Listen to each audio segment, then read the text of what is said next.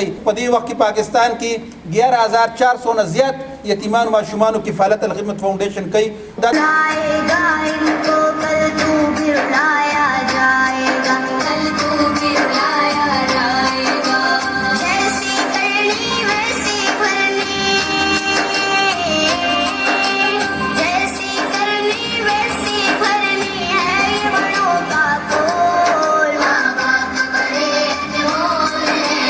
دا یوې اندازې مطابق په پاکستان کې 240 لکه یتیمانان ماشومان دي چې هغوی د خوراک، تعلیم و تربیت او د نورو بنیادی سہولیاتو نه محروم دي. د یتیمانانو ماشومانو ته د ټولو سہولیاتو ورکولو په غرض الخدمت فاؤنډیشن د کفالت یتاما په نوم د دې یتیمانانو ماشومانو کفالت، تعلیم او تربیت په خپل ذمه اخیستی دی. په چارسده کې د الخدمت فاؤنډیشن د کفالت یتاما پروګرام د سوري لاندې د یتیمانانو ماشومانو د کفالت په دې نیک کار کې د مرستې کولو دپاره یوه غونډه وشوه چې پکې په ګڼ تعداد سره د ژوند د مختلفو شعبو سره تعلق لرونکي مهیر حضراتو ګډون کړی و. په دې غونډه کې ستر خبریال او تجزیه نگار رحیم الله یوسفزئی په خصوصي توګه باندې ګډون کړی و. د تلاوت کلام پاک نه پس د الخدمت فاؤنډیشن ضلع 400 صدر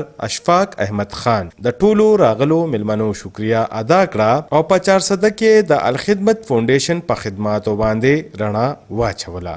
مونږ د دلته تاسو راغونډ کړی نو مقصد زموږ دا دی چې تاسو راشئ او مونږ سره په دې کې پوره د رڼا کار وکړئ او خپ کوآپریشن وکړئ، د لاسونه دا مضبوط کړئ او زموږ مرسته وکړئ په دې کې. د الخدمت فاؤنډیشن صوبایي صدر خالد وقاص وویل چې الخدمت فاؤنډیشن ستاسو په مرسته د دې یتیمانانو ماشومانو کفالت سرته رسوي، نو بیا زموږ د ټولو ذمہواري جوړیږي چې په دې نیک کار کې برخه واخلو. الخدمت فاؤنډیشن بنیادی ټیم دا چې دور دوب د یتیمانو یا کمزور خلکو لپاره معاشره کې شروع شي. 42 لک هغه ماشومان دي په پاکستان کې چې د پلار د شفقت نه محروم وي. په دې ضلع کې د دې ماشومانو تعداد دا د 10,000 نه زیات دی. دلته مونږ الریډي 300 یتیمانو سپانسرشپ یا کفالت کیږي. یو ډیر لوی تعداد دی چې هغه د دینه محروم دي. پیغمبر صلی الله علیه وسلم فرمایلی چې د مسلمانانو په کورونو کې بهترین کور هغه دی چې چرته یو یتیم یو دغه سره حسن سلوک کیږي، دغه کفالت کیږي.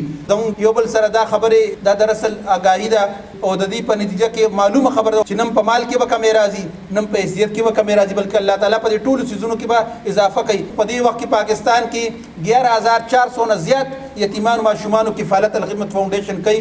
دا د تاسو په تعاون سره موږ غواړو چې د لوسی نیټ ورک تاسو می سره جوړ شي. ان شاء الله دا زموږ په جون کې به دنیا کې هم او آخرت کې الله تعالی نه د اجر په دې بنیاد لوی تم ساتل شو. د الخدمت فاؤنډیشن پاکستان صدر عبدالشکور اویل چې پاکستان کې د یتیمانانو ماشومانو د کفالت د نیک کار ته مونږه خصوصي توجه ورکړې ده. یتیم بچوں کو آپ گلی گلی محلے محلے آپ کو وہ نظر آئیں گے. چنانچہ الخدمت فاؤنڈیشن نے یہ سوچا ہم پاکستان میں یتیم بچوں کی کفالت کو ترجیحاً آگے لے کر چلیں گے اور اس کام کو شروع کریں گے. میرا ایمان ہے اگر آپ اپنے بچوں کے بارے میں فکر مند ہیں اور یہ چاہتے ہیں کہ ان کا مستقبل ٹھیک رہے تو یہ انشورنس اپنے رب کے ساتھ کر لیں اور جو بچے آپ کو اللہ نے دیے ہیں بالکل اسی طرح وہ اتنے یتیم بچوں کی پرورش ذمہ لیں.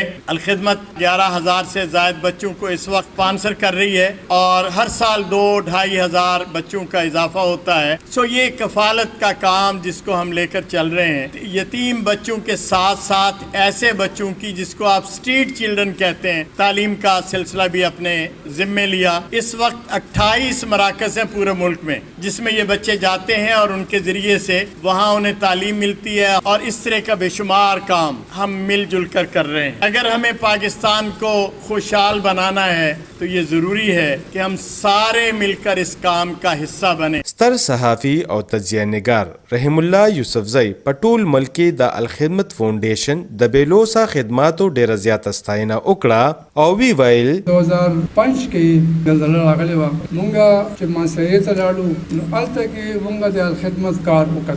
دونه اعلی کار کړو، دونه خدمت کړو چې مونږ دغه نه ډیر متاثر شو. په خبر کې دغه چې کوم یتیمخانه د اغوش زیاته ورغلی ما دغه یتیمانانو چې هغه کوم خدمت کوي هغه تعلیم ورکوي داغه تربیت کوي ډیر یو معیاري اداره وا. زمونږ زیات خلک چې کوم پیسې ورکوي هغه مدرسې او جماعت ته ورکوي، خو ډیر خلک چې دی داغه نه سو خبر هم نه او هغه خپل گاوند کې په خپل کلی کې یتیمانو لام پیسې ورکړي د خدمت کوي کومه صحیح مانو کې خپل زکات ورکو او صدقې او خیرات ورکو نو موږ دینه زیات هم د خپل یتیمانو د کونډو د لوندو خدمت کولی 400 کې دلته کې ایوب انصاری ماډل ویلیج دی کورونه دی جوړ کړی دي چې کوم خلک سیلاب نه 2010 کې متاثر شیو دلته کې الخدمت هسپتال هم شته تقریبا 10,000 یتیمانان صرف 400 کې نو زما خیال دی چې دا یو ډېر لوی کار روان دی او نور کار هم کول غواړي ډېر زیات یتیمانان دي چې